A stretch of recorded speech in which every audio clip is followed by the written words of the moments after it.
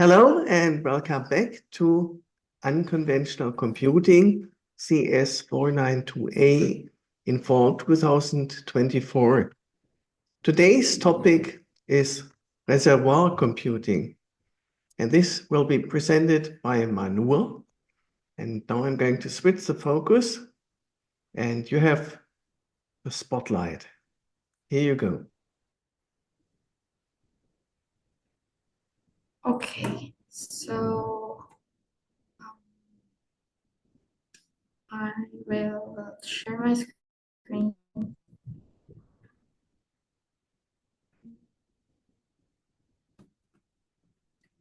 Is it visible? Yes, very good. Okay, so hello everyone, this is Mahnoor Shafiq, and my topic is reservoir computing. It is a very interesting topic, and I hope you guys like this. So let's start. Oh, sorry. So first we have the table of contents in which there's the introduction, then we have why is reservoir computing useful, then we have the quality of the reservoir, then we have a neural network as a reservoir, the origins of reservoir computing, and then we have the part 2, which is focusing on the theory of computation and nature inspired algorithms. This includes essential mathematical concepts and definitions, reservoir as a filter. Then there are 2 models of reservoir computing and the future directions. And I will end with a conclusion. So to begin with, let's start with the definition from Wikipedia. Reservoir computing is a framework for computation which is derived from recurrent neural network theory that maps input signals into higher dimensional computational spaces through the dynamics of a fixed, nonlinear system called a reservoir. After the input signal is fed into the reservoir, which is so treated like a black box, a simple readout mechanism is trained to read the state of the reservoir and map it to the desired output. So why exactly is it called a reservoir computer? As you can see, I've attached a picture of a reservoir.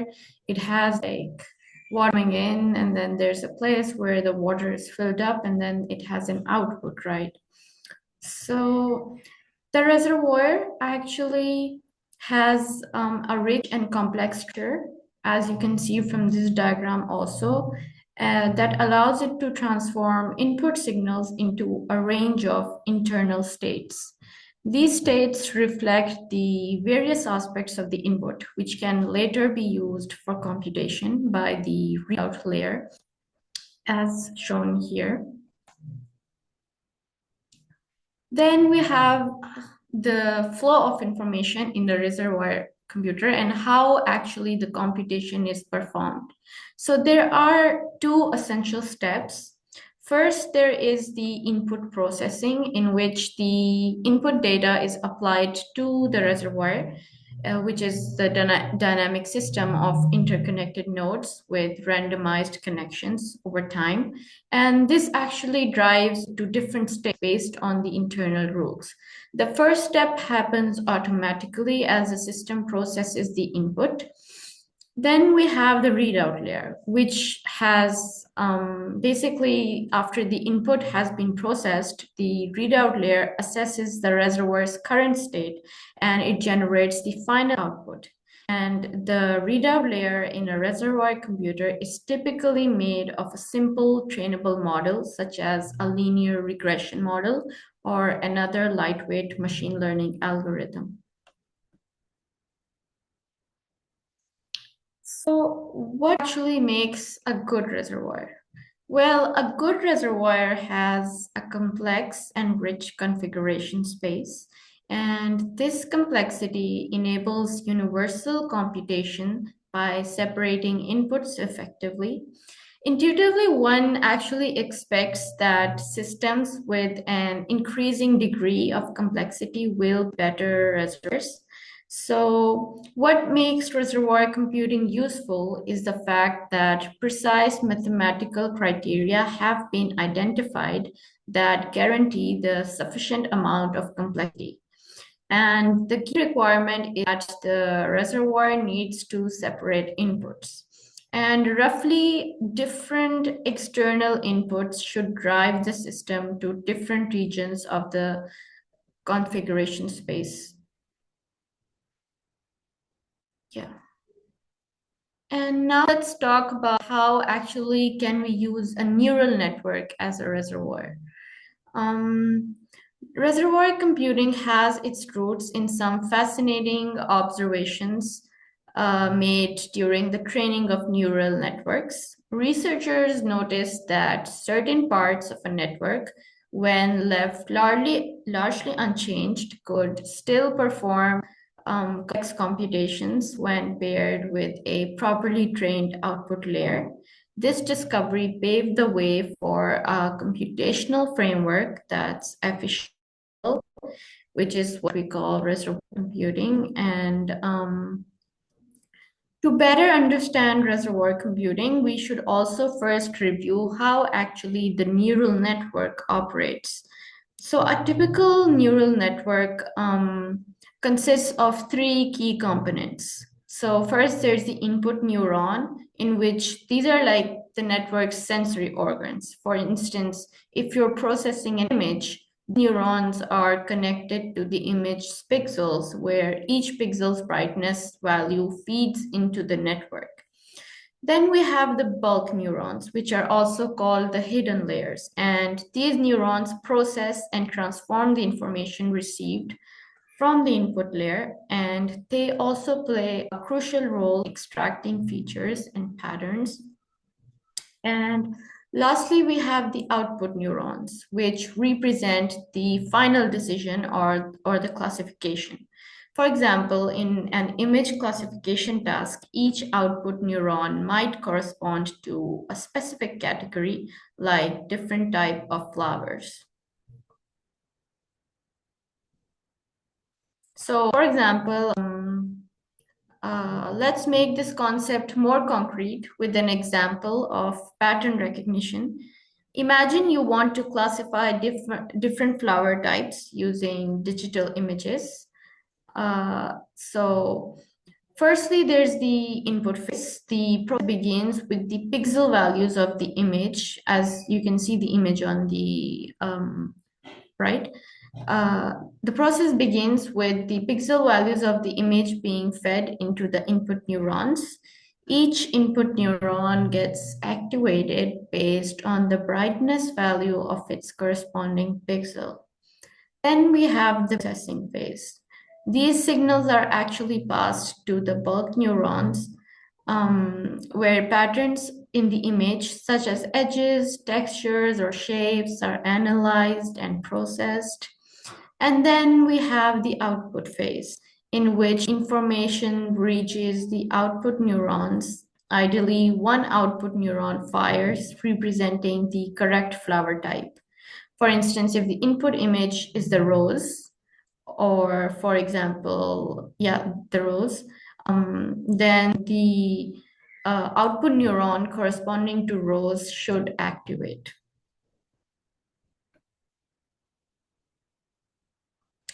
So when a neural network begins training, the way connecting neurons are initialized randomly. This means the network's initial predictions are usually incorrect.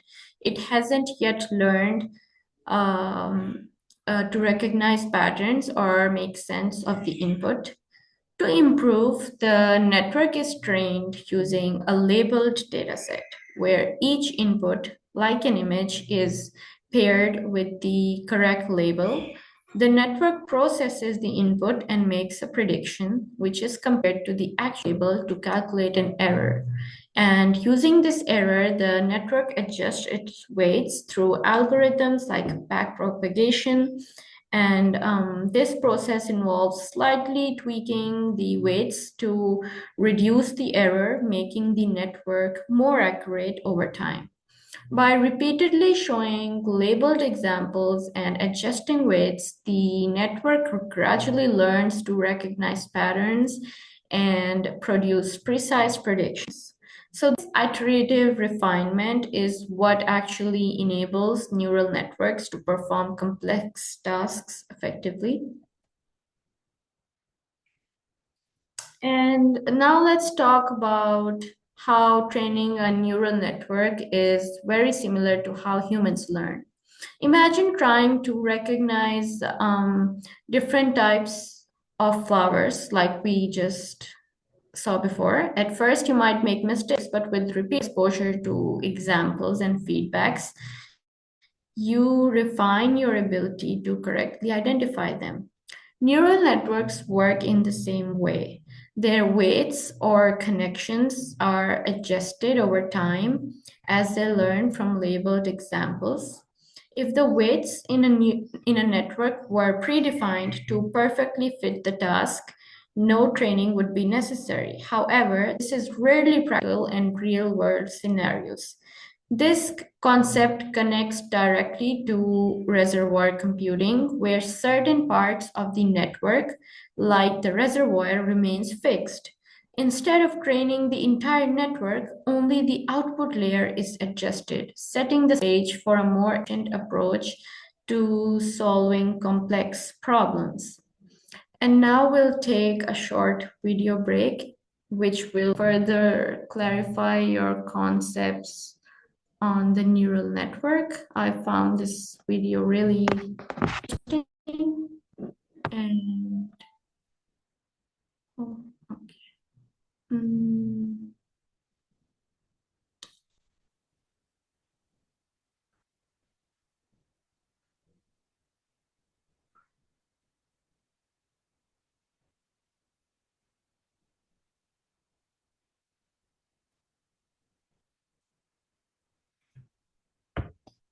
okay, so I'm still audible, right?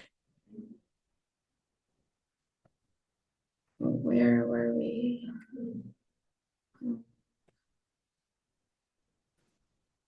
Yeah. So the key observation that motivated the reservoir computing idea. Oh, by the way, I hope you liked the video.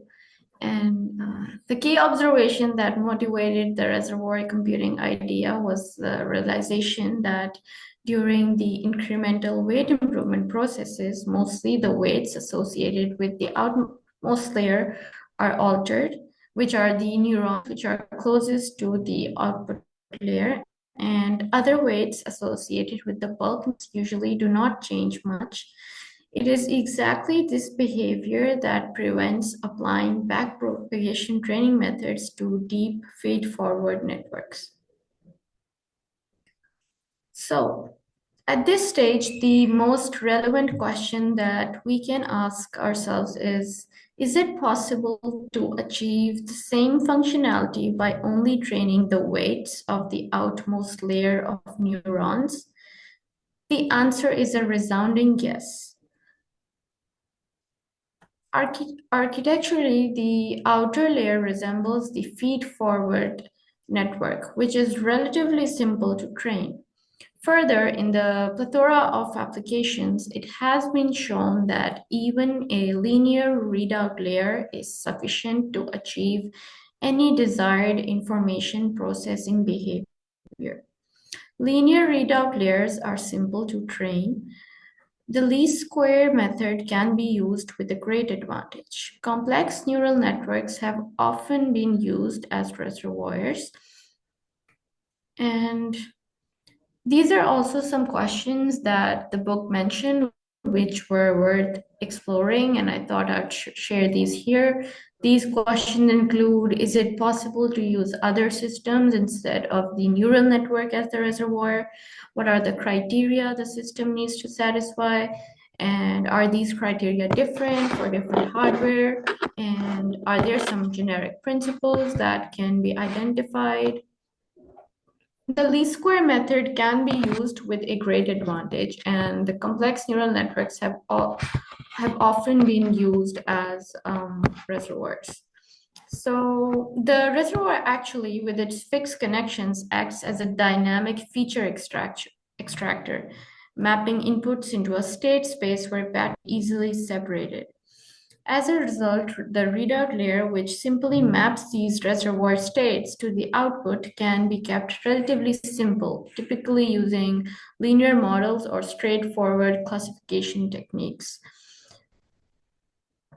This reduces the computational complexity while still achieving high performance. There are two main approaches to reservoir computing that are the eco-state network, ESN, and the liquid state machine, LSM. ESNs use a randomly connected reservoir uh, a randomly connected reservoir of artificial neurons and rely on the eco-state property, ensuring that the influence of input fades over time, allowing for stable computations. LSMs, on the other hand, are biologically inspired and use spiking neural networks to process temporal data. Both models capitalize on the reservoir's inherent ability to process complex patterns and temporal dependencies, making reservoir computing an efficient and versatile framework. So it would be interesting to look at some essential mathematical concepts and definitions and the key concepts of eco-state networks. ESNs are a form of reservoir computing where artificial neural networks are used as reservoirs.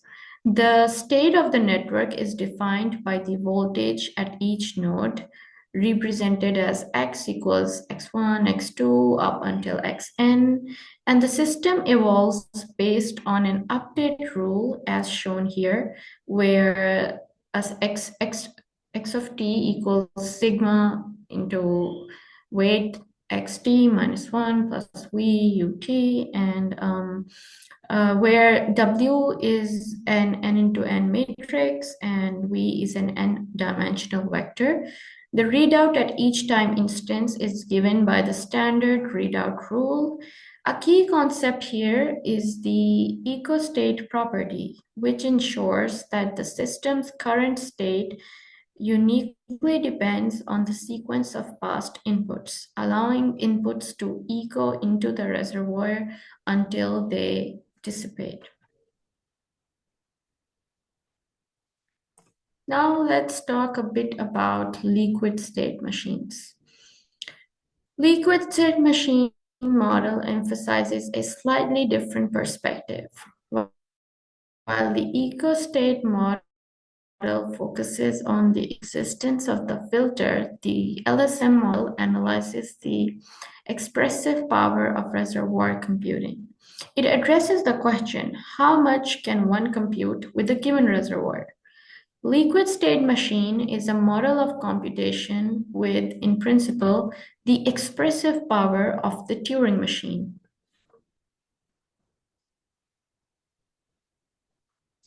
So the mathematical analysis reveals the most important property of the reservoir. To achieve universal computation in the fading memory sense, the dynamical system used as a reservoir must separate inputs. This feature is referred as the separability condition. A reservoir that has this property is said to have separate points. So the separation is basically the reservoir separates inputs when for any two inputs U1 and U2 that are different in the time interval or 1 to t, a reservoir can be found such as the following. So in this definition, two sequences are considered to be different in the interval, if the interval differs at least in one position. The above definition sounds strange since one is intuitively assuming that there is only one reservoir to choose from. And indeed, the claim of the universal expressive power statement does not automatically hold for any one for any one reservoir. And yeah. So in the literature, eco-state networks and liquid-state machines are often treated as one concept. Admittedly, they are strongly related, but they are not identical. It is possible in the future the context-dependent differences will emerge as more applications are considered.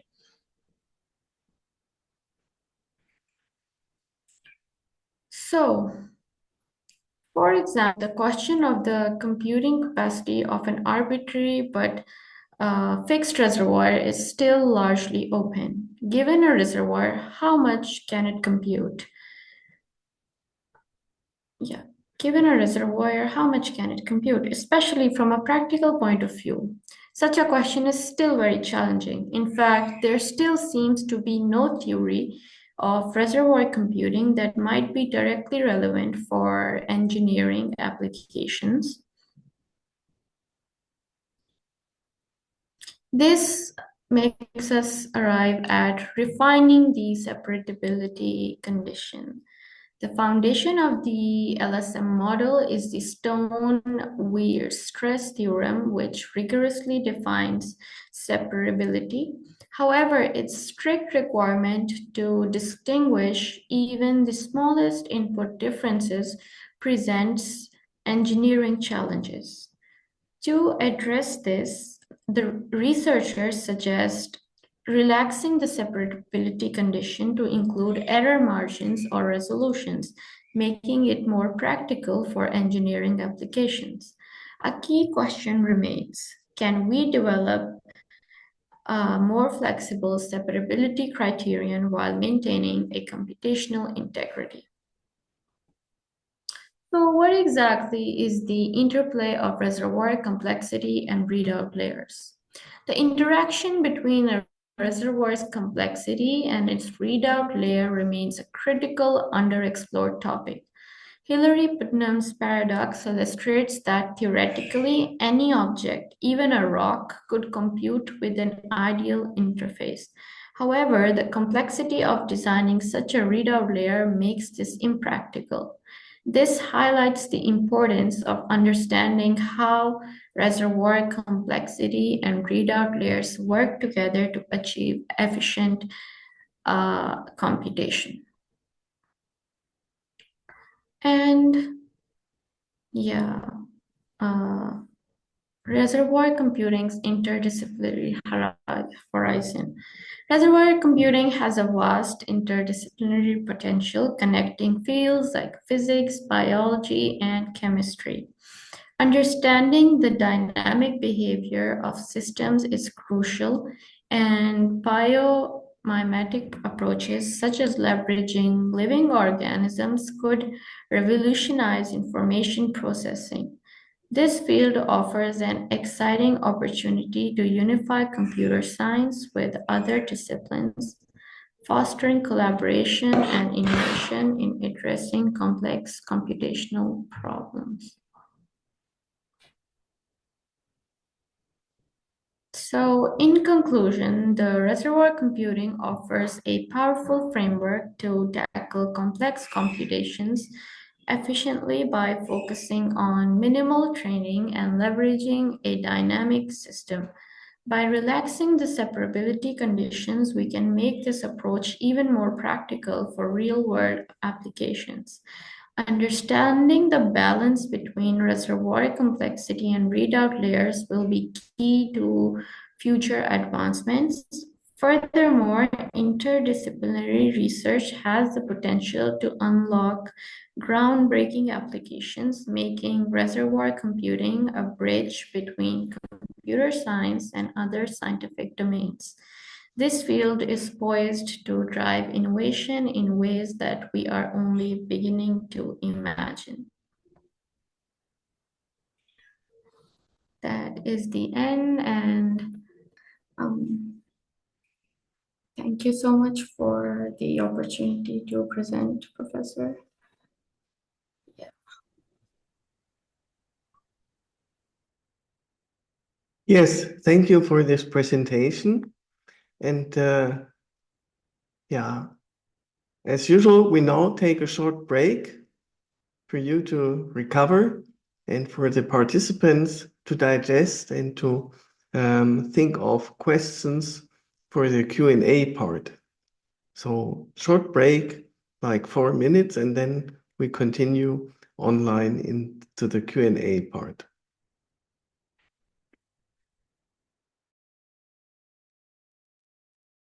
And here we are back online, ready to dive right into the Q&A session regarding reservoir computing.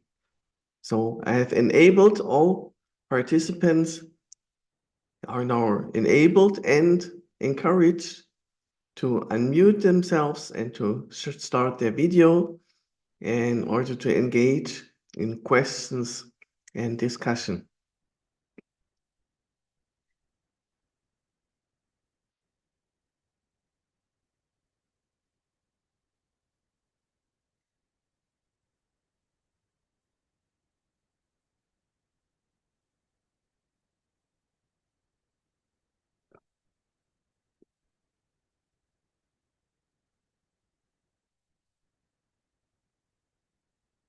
Okay, maybe I'll go first.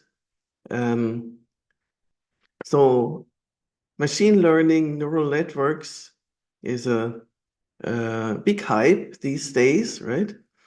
And I wonder what is the difference between reservoir computing on the one hand and neural network on the other hand.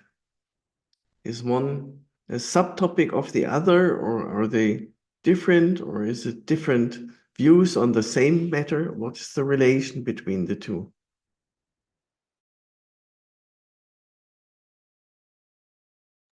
You're muted.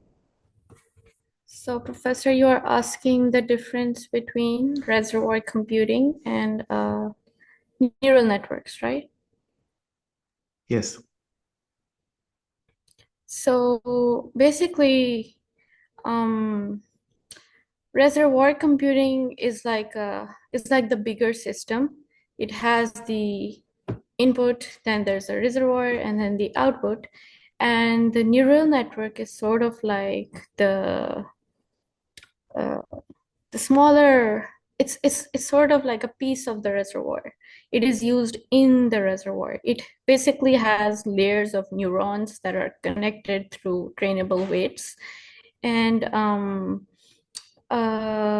basically the difference is that neural networks are used in the reservoir system, in the reservoir for training and getting the output.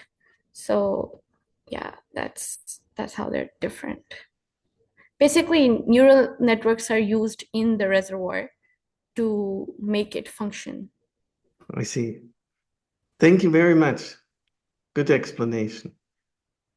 So now to the audience, your chance to ask questions.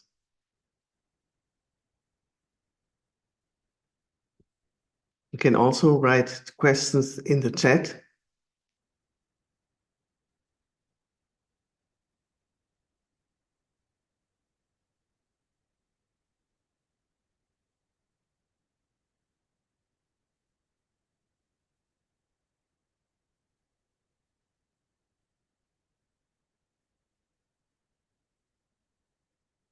Yeah, I'm very sorry that students don't seem to pick on the opportunity.